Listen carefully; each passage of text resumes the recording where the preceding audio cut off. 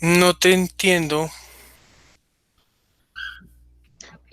Está para el 23. Ah, muchas gracias. Listo, sí. Entonces quedó para de hoy en 8 días. Entonces está el taller. Listo. La idea es que suban todos los archivos a la plataforma, organizaditos y pueden en un archivo RAR por cada uno de sus ejercicios para yo poder descargarlos y eh, compilarlos todos para que queden de libre acceso. Sí, quedó hasta el 23. Bueno, entonces, ¿alguien tiene alguna pregunta del taller, alguna pregunta de lo que vimos la clase pasada de flexiones? Profe, qué pena. Yo tengo una pregunta, digamos, ¿es posible o cómo se haría en el caso en que una viga en su trayecto tenga cambio de secciones de barras? O sea, tenga varios diámetros en diferentes partes para hacer la deflexión. O sea, que el refuerzo sea diferente o la sección transversal de la viga sea diferente. Eh, Ambos casos, profe, digamos, si uno inicia con 3 números 5 y en el apoyo, digamos, le salió por compresión. Entonces uno ahí ya le cambia el refuerzo tanto en la parte superior como inferior. Listo. Ya. Listo, qué pena, profe, gracias. No, tranquilo. Ya les muestro aquí el pedacito de la norma donde muestra todo eso.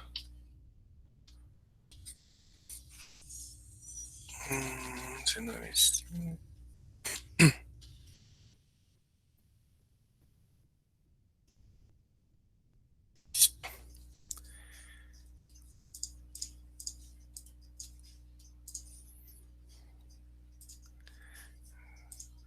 a compartir. Bueno,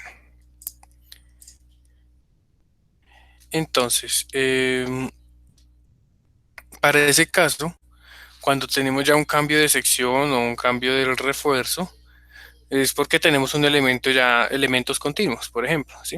Entonces la norma les dice lo siguiente: si usted tiene elementos continuos, puede tomar la inercia efectiva como el promedio de esta ecuación, evaluada en distintos puntos de su viga. Si tiene un elemento en una viga, tendría que calcularlo en secciones críticas de momento positivo y negativo, es decir, donde están los máximos para el momento positivo y para el momento negativo, ¿cierto? Entonces, en cada punto máximo tendría que calcular un I efectivo, ¿sí? Y calcula el promedio de esos para obtener una inercia efectiva total de su viga, de inicio a fin. ¿Listo? Elementos prismáticos. Entonces, el elemento prismático es aquel que no cambia su sección transversal, ¿cierto? Permite tomarlo como el valor obtenido cuando tienes tramos simples en el centro de la luz nomás y cuando tienes tramos continuos en, en, en los puntos de apoyo para los voladizos. Bueno, entonces la solución en tu caso sería tomar los valores en los puntos críticos de la inercia y sacar un promedio. ¿Listo? De esa forma puedes calcular hacer el análisis de deflexiones inmediatas en la viga. Le sacas el promedio y sigues el procedimiento que estás tomando. Bueno, Listo, profe, muchas gracias. bueno, entonces, estábamos hablando en la última clase de deflexiones.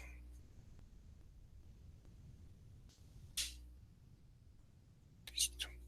Entonces, ¿me recuerdan por favor alguien cuándo debemos hacer el análisis de deflexiones en las vigas o en la estructura?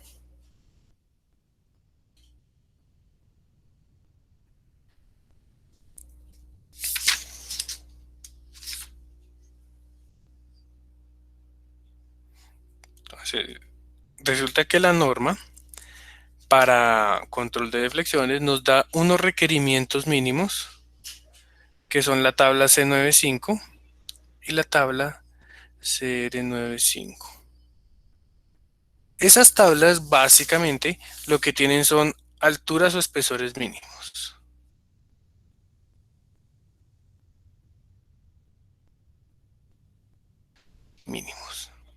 Bueno, si yo cumplo esas alturas o espesores mínimos, no tengo que hacer análisis de deflexiones. En dado caso de que mi estructura, mi viga, mi losa, no cumpla estos requisitos, ¿sí? Tengo que hacer un análisis detallado de deflexiones en, en mi elemento. Bueno, entonces, ¿qué puede suceder? Que las deflexiones queden demasiado altas y entonces ahí tendríamos que recurrir a varias opciones. La primera opción para corregir las deflexiones es aumentar la altura. ¿Sí? Entonces ustedes aumentan la altura de la sección, recuerden que las deflexiones es divididas por la inercia, entonces al aumentar la inercia vamos a reducir la deflexión. ¿Sí? Que esto es lo que es un aumento en la inercia. O la segunda opción, un truco que se pueden emplear es tomar en cuenta las barras a compresión.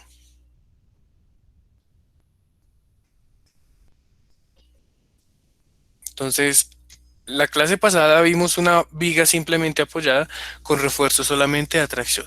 El día de hoy vamos a ver el segundo caso que se puede presentar, que es una viga con refuerzo a compresión. Entonces vamos a comenzar a analizar nuestra viga.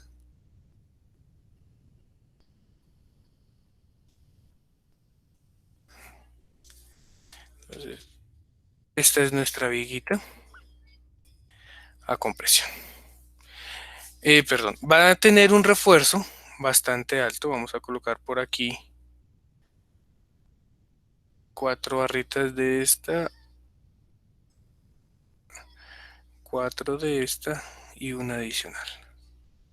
Y en la parte superior 3 de esta y una de esta. ¿Listo? ¿Qué significa cada una de esas barritas? Entonces el circulito abierto hace referencia a barras de diámetro de 1 y 1/8 de pulgada. La cruz va a hacer referencia a una barrita de 5/8. El punto va a hacer referencia a barras de 1 pulgada. Y el punto encerrado va a hacer referencia a una barrita de 7/8 de pulgada. Ese es el refuerzo de nuestra viga con un refuerzo a compresión. ¿Qué dimensiones vamos a tener en nuestra viga con refuerzo? Entonces vamos a decir que la base son 0.30, la altura 0.50. Ahora vamos a ver cuáles son las distancias a nuestras barras de refuerzo. Entonces vamos a dejar que a centro del refuerzo vamos a tener 0.06 en todas. 0.06. Entonces por ende esta distancia sería 5 menos un 0.18, es decir, 0.32 metros. Esa es mi viga. ¿Qué otra condición va a tener nuestra viga? Bueno, la altura estructural D, ¿sí? Que no es ninguna de estas, sino que es por aquí al centroide de las barras. Para este caso vamos a tomarla como 0.413 metros. ¿Listo? El concreto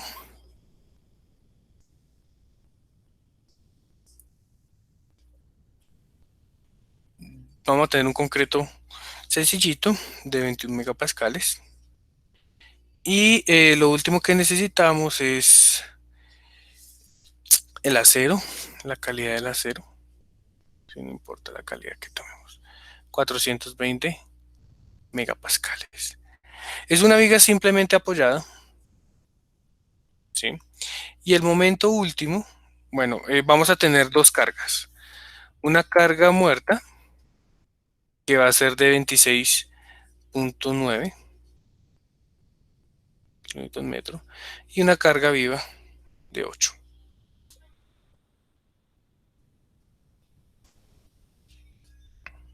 ¿Listo? Entonces, de los datos aquí de las barras podemos de una vez decir cuánto es el A sub S y cuánto es el A sub S', que corresponde a las barras superiores. Entonces, el A sub S son 4.808 milímetros cuadrados. Y el A sub S' lo vamos a tomar como 1.907 milímetros al cuadrado. Esa es nuestra viga. ¿Listo? Entonces vamos a calcular ¿cuál es la deflexión esperada de esa viga?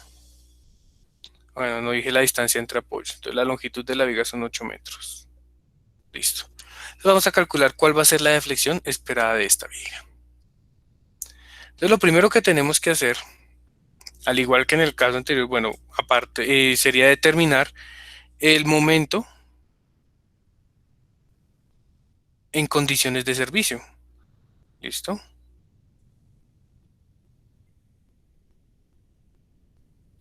Entonces recuerden que para el cálculo de deflexiones tengo que usar las cargas sin mayorar. ¿Sí? Si uso cargas mayoradas no puedo calcular deflexiones. Entonces voy a decir que el momento de una viga simplemente apoyada, W al cuadrado sobre 8, donde W va a ser la suma de carga muerta y carga viva. ¿Sí? Por 8 al cuadrado sobre 8. Entonces mi momento último son 279.2 kN/m. Bueno, entonces ya sé cuál es el momento que actúa máximo en mi viga. Lo segundo va a ser emplear, calcular la inercia efectiva. Entonces, ¿cómo calculamos la inercia efectiva, muchachos? ¿Qué deberíamos hacer?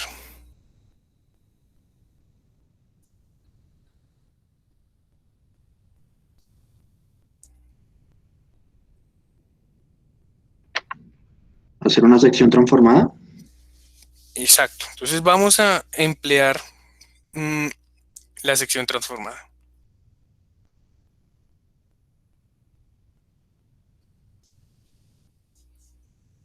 Listo. La sección transformada ya lo vimos la vez pasada, es bastante sencillo para una sección con refuerzo inferior nomás. ¿Sí? Pero ¿qué sucede con las vigas que tienen un refuerzo a compresión en la parte superior? Entonces, recuerden que lo que hacemos es pasar el área de acero, la transformamos a un área N por AS, donde N es la relación modular entre el acero y el concreto. Sí, para transformar el acero a una sección equivalente de concreto. Pero entonces, en la parte inferior no tengo ningún problema porque si todo este concreto está agrietado de aquí para abajo, ¿sí? Simplemente hago la transformación y no tengo ningún problema.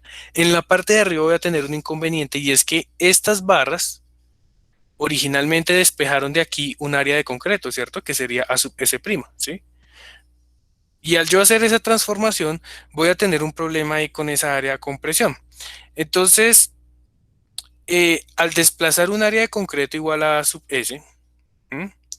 En la parte de arriba no voy a tener N por A sub S, no. Entonces, el área superior tiene que ser transformado por un factor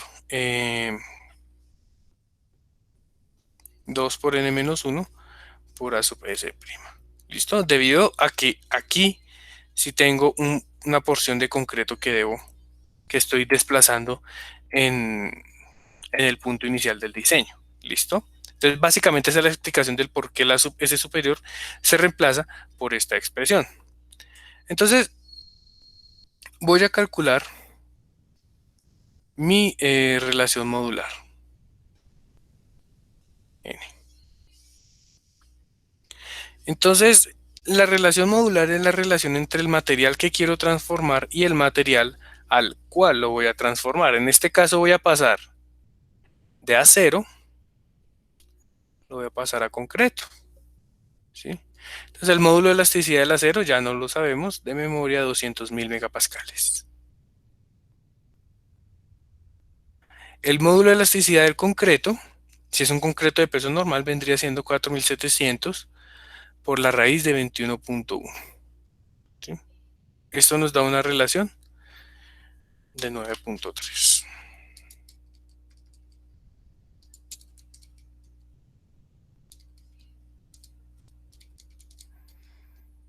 ¿Listo?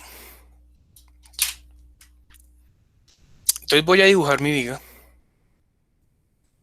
ya como una sección transformada. Entonces,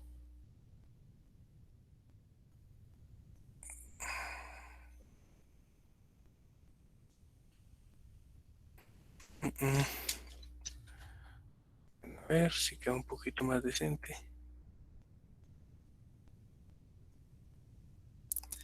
Listo, esa es mi viga. Entonces, por aquí, en algún punto, voy a tener mi eje neutro. Esto va a ser mi eje neutro. En la parte inferior yo voy a reemplazar todo mi acero por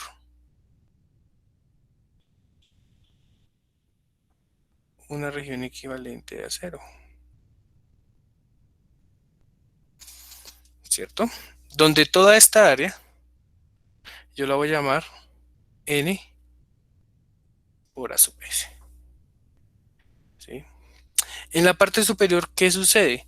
Entonces, tengo una porción del concreto que va a estar a compresión, que va a ser toda esta de acá. ¿Mm? Y al hacer la transformación de mis barras superiores, tengo que adicionar aquí dos aletas. ¿Sí? Cuya suma de sus áreas corresponde a la sección transformada del acero a compresión. Sería 2n-1 por A sub prima S. Listo, aquí este está mal escrito.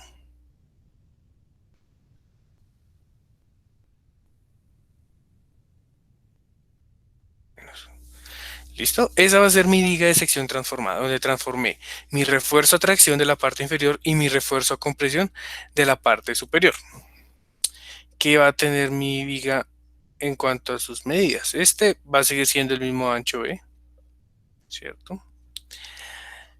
Vamos a calcular cuál es esta posición del eje neutro con respecto a la cara inferior. Entonces esa va a ser el llevar. ¿Sí? Vamos a calcular esa posición del eje neutro. ¿Qué más datos tendríamos por aquí? ¿Qué condiciones tenemos en la viga de sección transformada? Que el centroide de las áreas transformadas tiene que coincidir con el centroide de mis barras según mi esquema inicial de la viga. Entonces, siendo así, yo puedo decir que este valor va a seguir siendo lo que nosotros llamábamos D' en el diseño a compresión. Voy a asignarle una profundidad X al eje neutro. ¿Sí? Y voy a decir que esta distancia de acá hasta acá vendría siendo X menos D'. ¿Listo? Adicionalmente, pues por aquí va a tener la altura total de la viga H. Y esta distancia que me queda pendiente sería D menos X, teniendo en cuenta que D es la distancia desde el refuerzo superior hasta el centroide de las barras de tracción. ¿Listo? Y este sería mi esquema para emplear la sección transformada. ¿Está claro eso, chicos? Sí, señor. Listo. Entonces, ¿cómo calculo yo el centroide de mi sección transformada? ¿Cómo lo hicimos la vez pasada?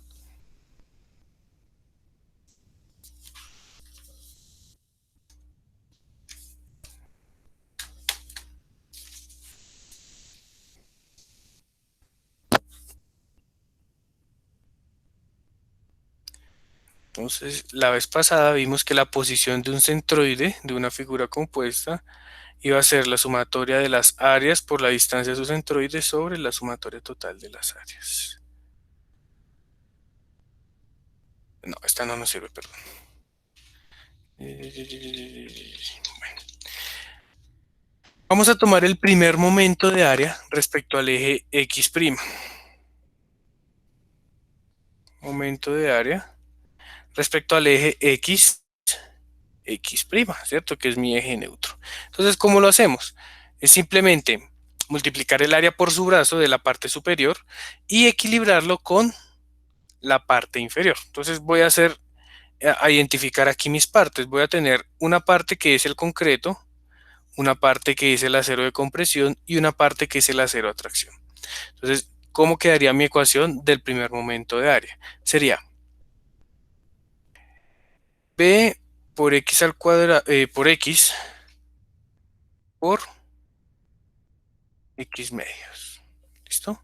¿Esto a qué corresponde? B por X sería el área de mi región 1 a compresión, multiplicada por el centroide de esa región, que el centroide está aquí ubicado en el centro de esa figura, es decir, X medios. ¿Listo? Y a esto le voy a adicionar el área de mis aletas a compresión. Entonces sería 2n menos 1 por a sub prima s. ¿Sí? Multiplicado por la distancia desde el eje neutro hasta ese centroide, que en este caso sería x menos d'. ¿Listo? Eso es lo que tengo por encima del eje neutro. Por debajo del eje neutro, ¿qué tengo? N por AS, que es el valor del área de esta región inferior, multiplicado por la distancia desde el eje neutro hasta ese centroide de cargas, es decir, d menos x. ¿Listo?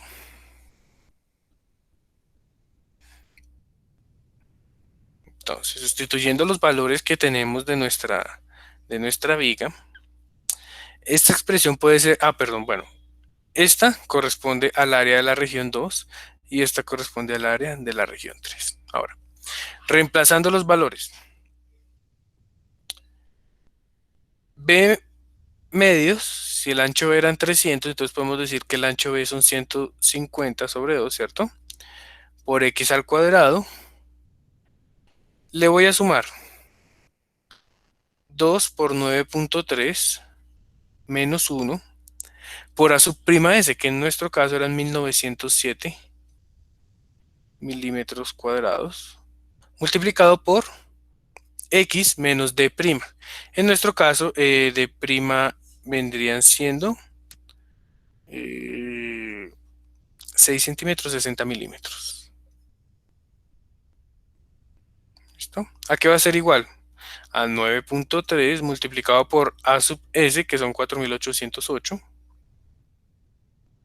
multiplicado por D. En este caso, D,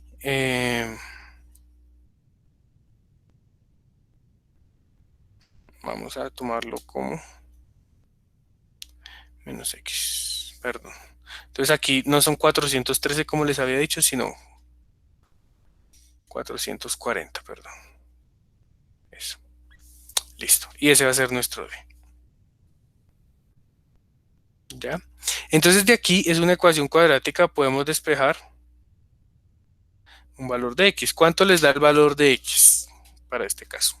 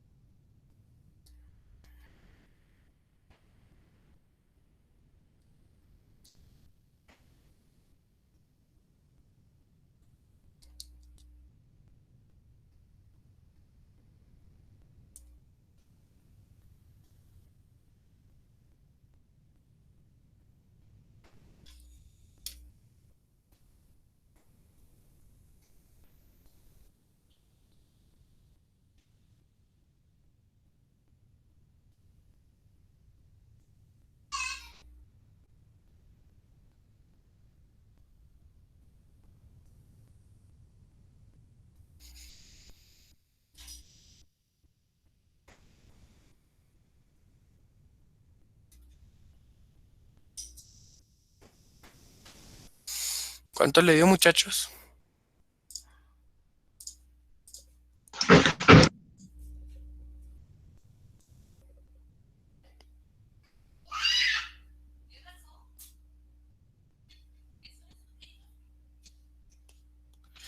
están dando 200 milímetros. Ahí me están dando 242. 242. A mí me da 200.23. Sí, a mí también me da 200.23. Entonces, creo que voy a dejar 200 milímetros. Entonces, este X, ¿qué sería? La profundidad de mi eje neutro. ¿Ya? Ahora, con esa profundidad del eje neutro ya tengo todas las dimensiones de mi viga identificadas. Puedo calcular lo que la norma llama la inercia fisurada, ¿cierto? La inercia crítica, que sería la inercia de la sección transformada con respecto a este eje neutro. Entonces, sería la sumatoria de todas las inercias más A por D al cuadrado. ¿Sí? ¿Qué sucede? Esta sumatoria de inercias no aplica para las barras porque las barras tienen muy poquita inercia centroidal, entonces podemos omitir la inercia de las barras y quedarnos solo con la inercia de la región de concreto. Entonces, finalmente mi inercia crítica vendría siendo la inercia de la sección del concreto. Sería B.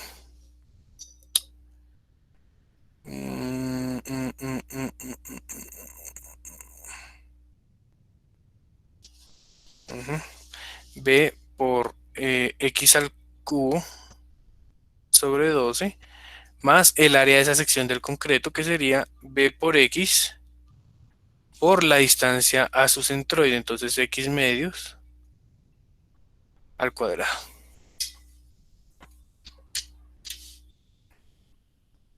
¿Sí?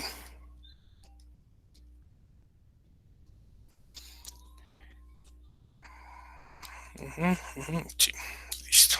Esa sería la inercia y el área, el teorema de Steckler para la parte del concreto a compresión. ¿A eso qué le voy a sumar? La inercia del refuerzo inferior y la inercia del refuerzo superior. Entonces dijimos que estas son 0, aproximadas a 0. Ahora voy a multiplicar el área del refuerzo superior y el refuerzo inferior multiplicadas por su distancia al cuadrado. Entonces, para la superior sería el valor del área, que sería 2n menos 1 por a sub prima s, multiplicada por la distancia, que sería x menos d prima al cuadrado. Y para la parte inferior, el área sería n por as multiplicado por d menos x al cuadrado. ¿Listo? ¿Cuánto les da ese valor de inercia crítica a ustedes? Pueden hacerlo todo en milímetros si quieren para tener un valor, más o menos. Listo. Mientras calculan la inercia crítica, necesito también la inercia bruta de mi sección. Así la puedo calcular yo. La inercia bruta sería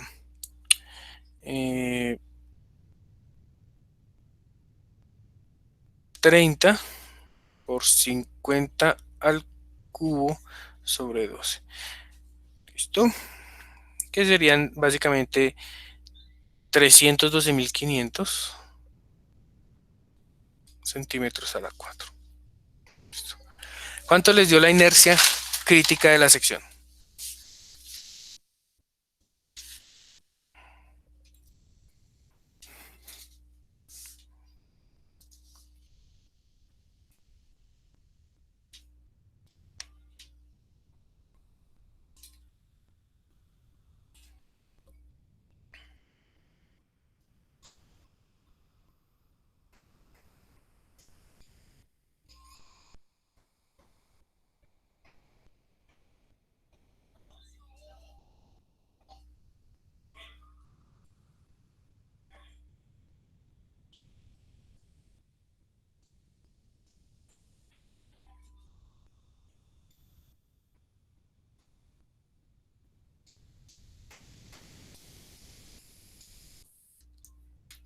¿Cuánto les da, chicos? ¿Por alguno?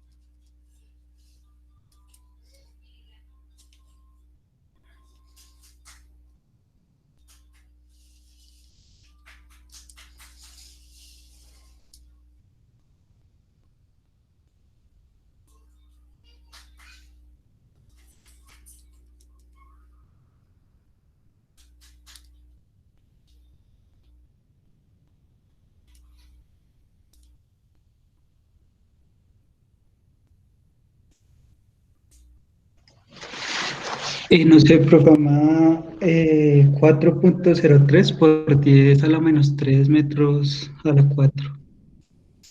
Sí, debe estar más o menos por ese orden. ¿Alguien más la operó?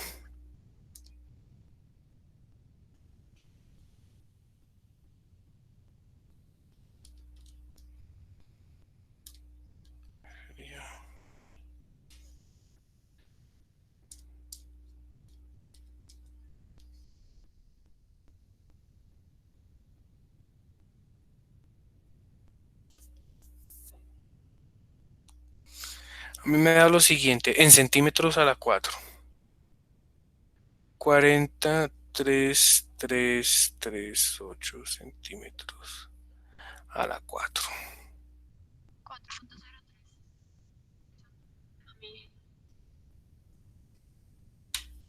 No te oigo bien. Listo, gracias. Listo, muchas gracias. Entonces aquí tengo mi inercia crítica y mi inercia bruta de la sección. ¿Qué más voy a necesitar? ¿Cuánto valdría Y sub t? Entonces Y sub t simplemente sería h menos x. Es decir, h era 50 menos x que vale 20, 30 centímetros. Bueno, entonces ahora vamos a determinar cuál es el valor ya con estos datos de la inercia efectiva. Para eso necesitamos determinar primero el momento crítico de fisuración. Pues vamos a ver si si nuestra viga se fisura o no. Entonces mi momento crítico de fisuración es el esfuerzo de fisuración por la inercia bruta sobre la distancia desde el centroide de la sección hasta su superficie a tracción. Entonces, ojo porque esa distancia es hasta la superficie a tracción, es decir, la de acá abajo. ¿Listo? En este caso, que es una viga simplemente apoyada. Si fuera una viga en voladizo, la superficie de tracción sería la superior. Entonces, para que tengan en cuenta eso ahí. Listo. ¿Qué tenemos que determinar? ¿Cuánto vale el esfuerzo de fisuración? Entonces, la norma nos dice, su esfuerzo es 0.62 lambda raíz de F'C y G sobre Y sub T. Bueno, en este caso, el esfuerzo de fisuración vendrían siendo toda esta expresión, 0.62 lambda raíz de F'C, en kilopascales serían 2850. ¿Sí? Eso lo voy a multiplicar por la inercia bruta de mi sección, que es esta de acá, que en metros cuadrados vendría siendo como 3.125 por 10 a la menos 3 metros a la 4. Y todo esto dividido entre 0.3 metros. Entonces, el momento en el cual empezamos a presentar fisuras en la viga son 27.83 kilonewton metro. ¿Listo? ¿Cuál es mi momento? El momento actuante. ¿Sí? Entonces, recuerden que al inicio dijimos que nuestro momento actuante eran 279.2 kilonewton por metro. Entonces, aquí es el primer punto para determinar cuál inercia vamos a tomar. Si mi momento actuante fuese menor al momento de fisuración, quiere decir que no voy a tener fisuras en la viga. Entonces que la inercia de la sección puede ser la inercia bruta. ¿sí? Pero en este caso, como el momento actuante es mayor al momento de fisuración, entonces sí hay fisuras. Y entonces al haber fisuras tengo que calcular cuál es la inercia efectiva de mi sección. ¿Listo? ¿Está claro eso, muchachos? Ahora, ¿cuál es la fórmula de mi inercia efectiva? Entonces, la norma dice, listo, coja el momento crítico sobre el momento actuante, elévelo al cubo y multiplíquelo por su inercia bruta. Y a esto le va a sumar el siguiente producto, 1 menos momento crítico sobre momento actuante al cubo por la inercia crítica. ¿Listo? ¿Cuánto les da ese valor de inercia efectiva a ustedes, por favor? Entonces tengan en cuenta las unidades, ¿no? Digamos que en esta parte de los momentos pueden quedar todos como venimos manejándolos en kilonewton metro y se van a anular las unidades. Pero las inercias vamos a manejarlas en metros o en centímetros a la 4. ¿Cuánto les da la inercia efectiva en centímetros a la 4?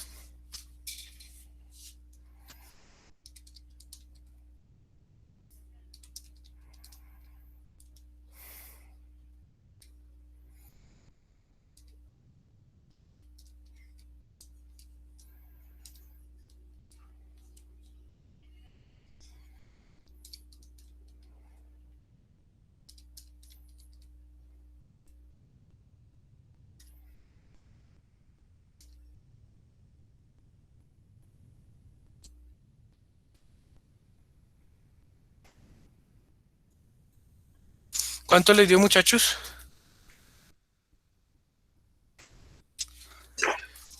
403.248. Listo. Sí, igual. 403.248 centímetros a la 4. Esa va a ser su inercia efectiva. Pero entonces hay que tener cuidado en este caso. Entonces, me devuelvo aquí a la norma. La norma que les dice en C9523 dice, a menos de que los valores de rigidez se obtengan mediante un análisis más completo, las deflexiones inmediatas se deben calcular usando el módulo de elasticidad del concreto y el momento de inercia efectivo, que se indica a continuación. Y aquí está la ecuación que acabamos de emplear. Pero nunca debe ser tomado mayor que la inercia bruta, ¿sí? Entonces es ilógico. Si yo estoy fisurando mi sección, no puedo tener más inercia que la inercia bruta. Entonces, aquí voy a decir que mi inercia efectiva para el cálculo de las deflexiones va a ser la inercia bruta, es decir, 312.500 centímetros a la 4.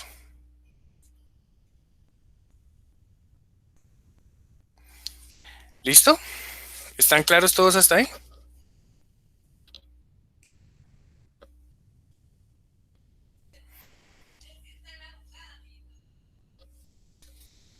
No, profe, yo no entendí. Bueno, entonces te remito a la norma. La norma te dice, ¿qué estamos haciendo? Resulta que como nuestra sección se fisura, la inercia no debe ser la inercia total, ¿sí? Entonces debe ser una inercia efectiva, que calculas con esta expresión C98. Pero la norma te dice, en caso de que esa inercia sea mayor a la inercia de tu sección bruta, ¿sí? O sea, solo la sección de concreto, B por H al cubo sobre 12. Entonces, cuando sea mayor, tienes que tomarlo como la inercia bruta. No puedes tener más de la inercia bruta en el cálculo de las deflexiones. ¿Listo? Ah, listo, vale, sí, señor. Entonces, entonces aquí en el comentario, ¿qué les dice? Eh,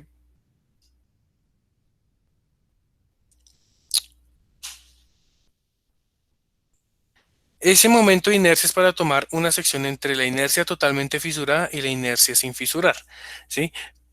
En la mayoría de los casos prácticos deberá ser menor que IG. Entonces, por lo general, este I sub E va a ser menor al IG, que fue lo que obtuvimos la vez pasada, ¿cierto? Pero en dado caso de que sea superior, no puedes tomar la mayor a I sub G, porque lo que estás haciendo es asignándole más inercia a la viga, pero ¿de dónde? Si no tienes más material. Sí, entonces, como nuestra inercia efectiva nos dio superior, fíjate que nos dio 403.000 y la inercia bruta son 312.000, nos quedamos con la inercia bruta para el análisis de las deflexiones en la viga. Ahora, después de tener la inercia efectiva definida, voy a pasar por aquí a la derecha para no seguir alargando esto. ¿Ahí está clara la pantalla para ustedes o la acerco otro poquito? Ahí se ve bien. Listo. Mi punto final sería calcular la deflexión de carga muerta, la deflexión de carga viva. Entonces vamos con la deflexión de carga muerta. Nuestra viga es una viga simplemente apoyada, ¿sí? Entonces la deflexión de la viga va a venir dada por la expresión 5WL a la 4 sobre 384 E por I. Entonces, reemplazando nuestros valores. 5. La carga W. La carga W tiene que ser la carga muerta nomás. La longitud son 8 metros a la 4. Y todo esto dividido entre 384 por el módulo de elasticidad, que debería ser 4700 raíz de 21.1, ¿sí? Multiplicado por la inercia. ¿Cuál inercia? La inercia bruta de la sección. Es decir, 3.125 por 10 a la menos 3 metros a la 4. Y ese me va a dar un valor para la deflexión por carga muerta. En este caso estoy obteniendo 0.021 metros. Ese es para mi carga muerta. ¿Listo? Ahora voy a hacer lo mismo, pero para mi carga viva. Entonces, fíjense que las deflexiones las estoy calculando ambas por independiente. Entonces, la deflexión de carga viva. Entonces, es la misma, 5 WL a la 4 sobre 384 E por I. Voy a ampliar esto por aquí. Listo. Entonces, ¿cómo daría mi deflexión por carga viva? 5 por la carga W viva, que eran 8, multiplicada por 8 a la 4, sobre 384 por 21.1 por la inercia.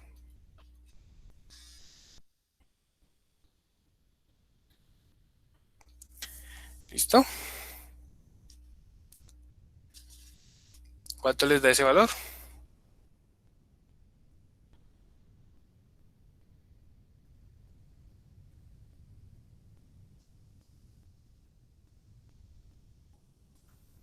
.00632. Listo. 0.006 metros. Ahora, ¿cuál va a ser mi deflexión total? Entonces uno diría sumar muerto y viva, sí, pero entonces recuerden que según la norma tenemos que tener en cuenta los efectos de cargas sostenidas muertas. Entonces decía la norma, si usted quiere la deflexión total, lo que tiene que hacer es multiplicar la deflexión por carga muerta por un factor de carga sostenida, ¿sí? Y sumarle la deflexión por carga viva. ¿Cómo calculábamos ese factor de carga sostenida? Entonces, la norma le decía que era simplemente un factor que dependía del tiempo de diseño sobre 1 más 50 veces ρ'.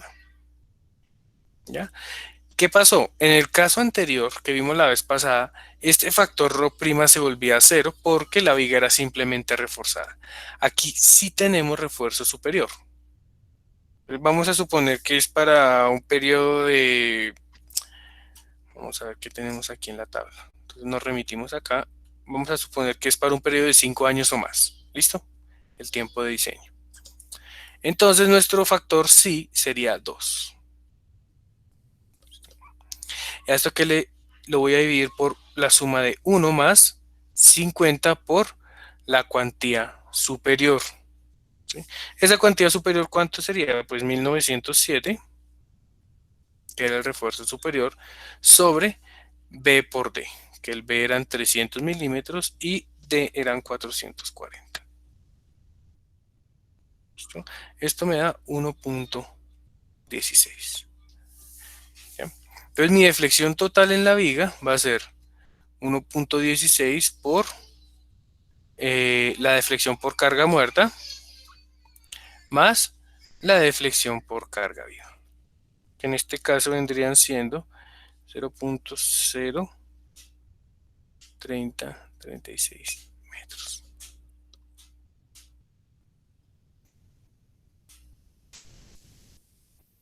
¿Listo, chicos? Y esa sería mi deflexión total en la viga. Ahora, ¿con qué la voy a comparar? Voy a dividir por aquí la pantalla y vamos a ver qué nos dice la norma. Entonces, esas deflexiones tienen que ser comparadas con respecto a la tabla C95B. ¿Sí? Voy a suponer que tengo una viga de entrepiso y los elementos no estructurales pueden sufrir daño debido a deflexiones grandes. Entonces, para ese caso, la deflexión máxima va a ser L sobre 480. L son 8 metros sobre 480. Me dice que mi deflexión máxima deben ser 0.016 metros. Según la tabla C95B.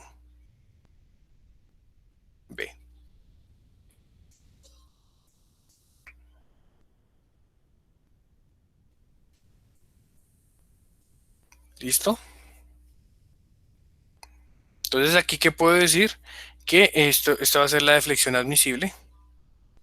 Entonces la deflexión admisible es menor a la deflexión total. Entonces, no cumple. Ese es el criterio de falla por deflexiones, por condiciones de servicio. ¿Están claros hasta ahí, chicos?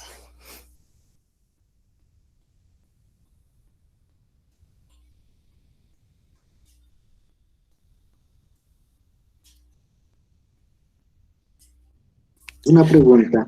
Dígame. Cuando hay cargas de granizo, ¿también se tiene en cuenta para las deflexiones?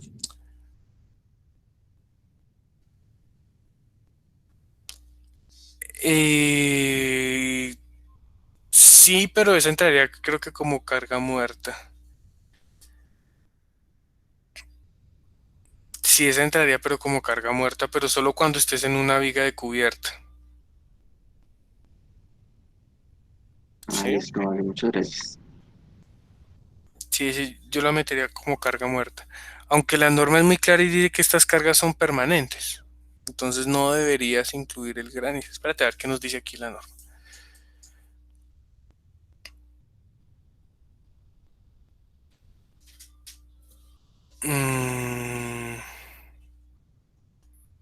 Espérate que eso lo decía por aquí.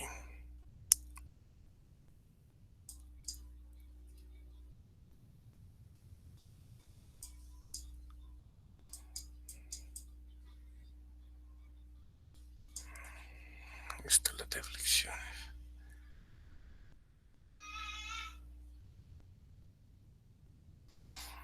Me corchó con esa pregunta. Yo se lo averiguo y se los dejo mañana en el WhatsApp esa respuesta. A ver si con la carga de granizo sería como una carga muerta. Entonces yo la averiguo y mañana les digo por el WhatsApp si se usa o no, o si es solo carga muerta y carga viva. Bueno, Listo, sí, señor. listo. Entonces, ya vimos que no cumple. ¿Qué soluciones podemos plantear en nuestra estructura? Entonces, la primera solución sería el aumento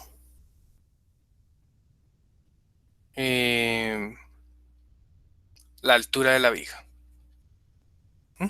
Vamos a ver, ¿cómo puedo yo saltarme toda esta verificación de deflexiones? Asignando la altura mínima que sale aquí en la tabla CR95 para elementos susceptibles a dañarse, ¿cierto? Entonces, si estamos hablando de una viga simplemente apoyada, su altura mínima debería ser L sobre 11, que esto sería 8 sobre 11. En este caso sería 0.72 metros. Si yo coloco más de 0.72 metros en la altura de la viga, no tengo que chequear deflexiones. ¿Listo? Esa es la primera solución. Le subo la altura y me evito el chequeo de deflexiones. Bueno. Segunda opción, modificar la altura, pero no llevarla a este valor. Es decir, es que aquí estamos pasando de 0.5 a 0.72. ¿Sí? Entonces, podemos modificar la altura con un valor de 0.6, modificar el refuerzo de la sección transversal, ¿sí? Y de esa forma volver a recalcular la deflexión total. Entonces, esas son las dos soluciones que tenemos. O le ponemos una altura mayor a la tabla CR95 o jugamos con una altura intermedia y con el refuerzo hasta que las deflexiones nos cumplan. ¿Listo? Esas son las dos soluciones para este problema de deflexiones. Y listo, chicos. Eso sería todo el cálculo de deflexiones que tendría en cuenta la norma para este tipo de estructuras.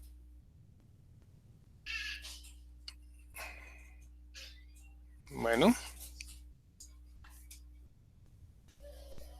¿Alguien tiene alguna preguntita al respecto?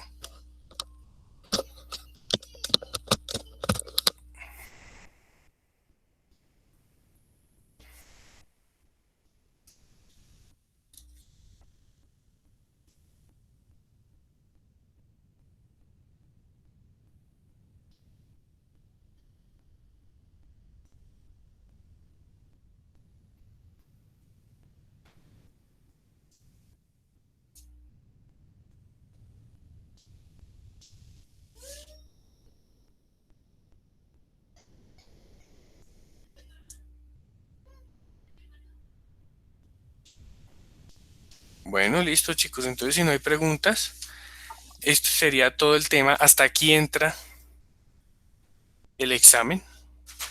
¿Listo? Y, Profe, dígame. yo tengo una pregunta, pero no es acerca del tema, sino del ejercicio que hay para realizar. Ok, dígame. Profe, es que en el ejercicio a nosotros nos corresponde el punto 3 y la viga no tiene dimensiones. ¿Tomamos la misma del punto 1? Ok, déjame reviso aquí de una vez. Profe, para el ejercicio 4 nos está pasando lo mismo. El 5 igual. Listo, entonces ya lo reviso.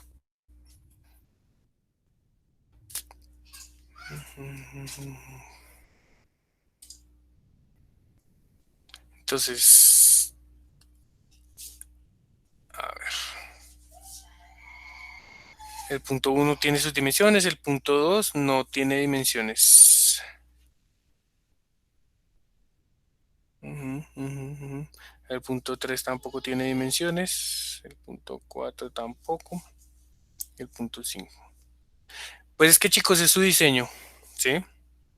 Ustedes tienen que seleccionar unas dimensiones, las que ustedes consideren, y hacer todas las verificaciones.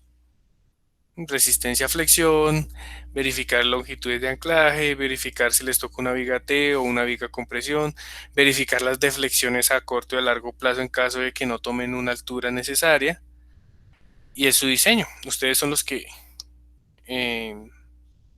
determinan esas dimensiones, muchachos. Esa es la idea del ejercicio que ustedes propongan. Ok, profe, gracias. La siguiente pregunta es que para el primero o segundo, bueno, en fin, creo que es para el cuarto. Dice que se realice por cross, pero nosotros lo podríamos realizar por análisis matricial teniendo en cuenta que la viga está inclinada. Un segundo. Ese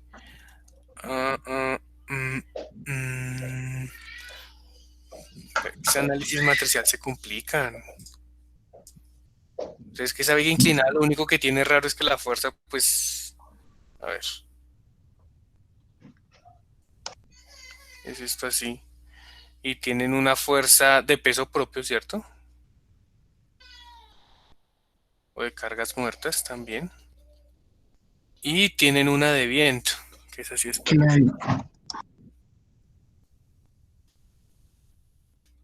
Esta es la del viento y esta es la de las cargas muertas, granizo, todas esas, y la viva.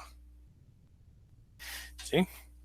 Eso no se complican con métodos matriciales. En un cross con 4 iteraciones sale facilito este ejercicio. Simplemente descomponen esta fuerza y van a terminar, bueno, esta fuerza va a tener dos componentes. Una, si esta fuera su resultante, va a tener una perpendicular y una longitudinal. Vamos a tomar solo la perpendicular. Entonces su viga va a ser esta. Una viga con esta carga que va a ser la fuerza perpendicular, ¿cierto? Que agrupa las muertas, las de granizo, las vivas, ¿sí? Y aparte, pues la fuerza de viento que les estoy dando ahí. Viento. Y ya. Esto, pues si quiere hacer matricial, haga matricial. Yo haría una hoja de cálculo con un cross programado. ¿Sí? Listo, profe, muchas gracias. Es mucho más fácil. Entonces, ¿por qué? Porque entonces a partir del cross, usted ya puede continuar ahí entre renglones, hace su diseño.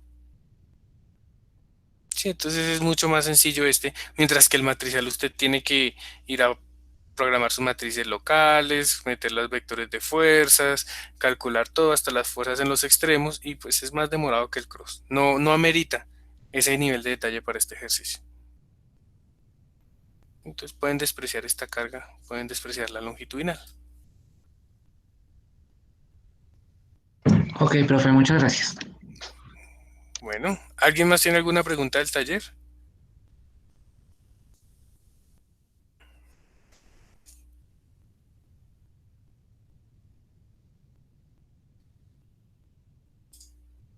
Voy a mirar por aquí. Listo. Entonces, si no tenemos más preguntas, eso sería todo por la clase de hoy. Les voy a compartir el enlace de asistencia para que no se olviden de firmarlo. Y si no tenemos más preguntas, nos vemos el día jueves. Yo mañana voy a intentar subirles ya los temas del segundo corte, que es la parte de análisis de cortante. Vamos a comenzar con el análisis de cortante, entonces voy a intentar dejarles un par de videitos para poder comenzar a hacer ejercicios prácticos desde el jueves. Listo, y con eso ya habríamos visto todo lo de vigas. El examen entra hasta hoy, hasta el cálculo de deflexiones. Tienen que tener cuidado, muchachos, con las trampitas del examen. Si yo les pongo una viga, entonces si yo les pongo una viga que no cumple las tablas de la norma, la CR95 o la C95 en dimensiones, ¿sí? Pues obviamente si no cumple esas dimensiones ya saben que en el ejercicio tendrían que calcular deflexiones. Eso es una de las cositas que les puede pasar. O en dado caso de que cumpla esto, que cumpla las dimensiones mínimas, no tendrían que calcular deflexiones y se ahorrarían ese tiempo en su examen. ¿Mm? Mi consejo es que todas estas hojitas, estos ejercicios que hemos visto, busquen la forma de programarlo. Programen la inercia, digamos, la sección transformada. Esa es fácilmente programable en una hoja de Excel. ¿Listo? Entonces la programan y la tienen ahí disponible para su examen y la adjuntan cuando envíen la respuesta.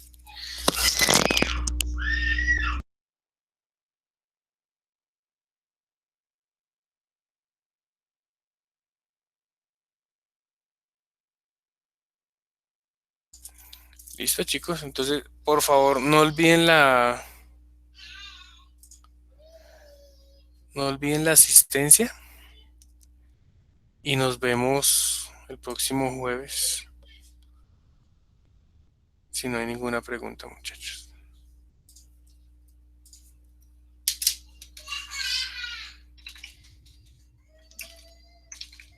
Listo, gracias, profe. No, Gracias, muchas profe. gracias. Hasta luego, profe. Gracias. Si traen preguntitas el jueves, mucho mejor para cerrar todo el tema de primer corte. Bueno.